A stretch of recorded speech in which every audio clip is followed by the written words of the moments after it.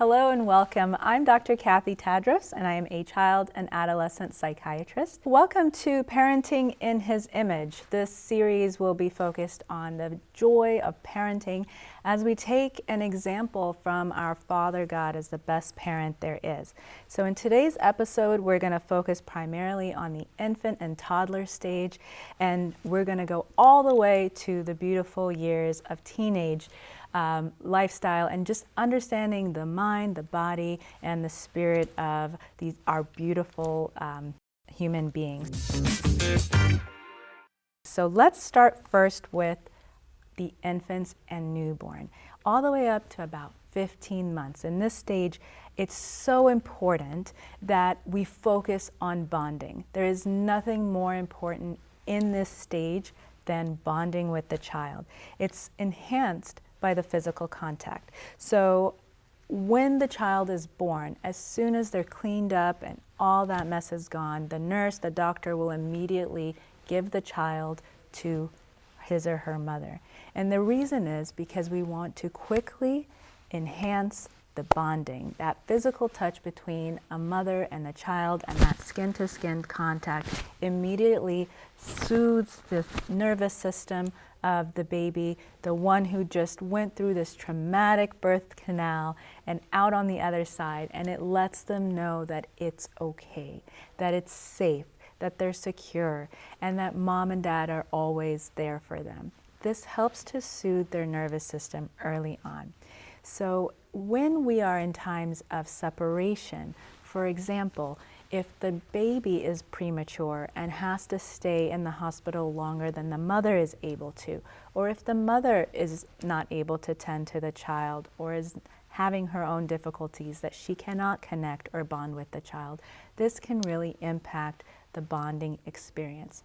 This can lead to depression and behavioral problems and a lot of anxiety later on. So I can't stress enough the importance of contact and just bonding and responding to the cries of the child. Sometimes we're given well-intentioned advice from loved ones, whether it's friends or family, to let the baby self-soothe, that they will learn to sleep at night and mom will be able to, rest if she can just let the baby learn how to self-soothe. What looks like the baby is learning to self-soothe is actually called learned helplessness. This is when the baby is learning that no matter how much I cry, no matter how loud I cry, there's no response. There's no one there to help me. So this is actually not healthy for the child and is actually detrimental to their psychological well-being. So while that's well-intentioned advice, it's more important to respond to your child's needs, cries, and attention. And please enhance that physical touch that really enhances the bonding experience. Bonding also increases lots of hormones from our brain that the child is feeling loved and nourished and taken care of, and it helps the mother to feel the same way. And lots of advice here in terms of physical contact and eye contact, which really can impact the relationship between any two humans, especially in a marriage. So there's a lot to talk about that, but that's another episode.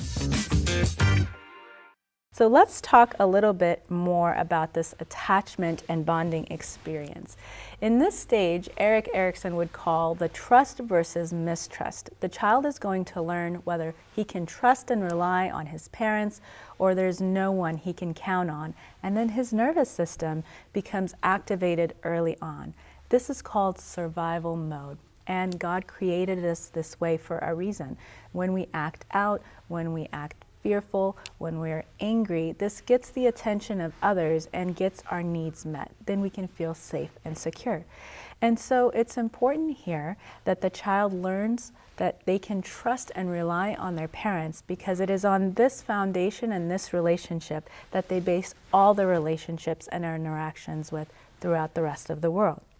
And so we want to help them learn how to soothe their nervous system, and so it doesn't look like ADHD later with this learned helplessness and activated nervous system response, that they are secure, safe, and healthy, and tended to.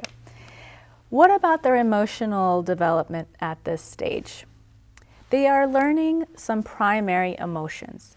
Those emotions are joy, anxiety, fear, anger, surprise, and guilt. And these are all normal responses. They're built-in emotions, they're built-in mechanisms that are innate, they're God-given early on, very natural reactions.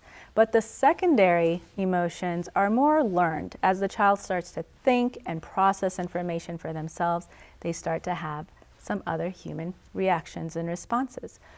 And often this is triggered by a newborn sibling, where the child has to now share the love and attention and the energy and the time of the parent with another person. They start to develop some other emotions. What are those secondary emotions? Embarrassment, jealousy, envy, guilt, shame, and pride, which is a big one. So this is a time where it's important to teach them what they're feeling, why they're feeling it, and how to go through to the other side and process those emotions. Not to shame them for their emotions, but how to understand their emotions and how to cope with them. Let me share a story with you that happened a few years ago, where a patient of ours was in the ICU after delivery. She had some complications, and unfortunately she had to stay in the hospital a little bit longer than her newborn, who did amazing and survived very well the birthing process. Got to go home with the grandparents.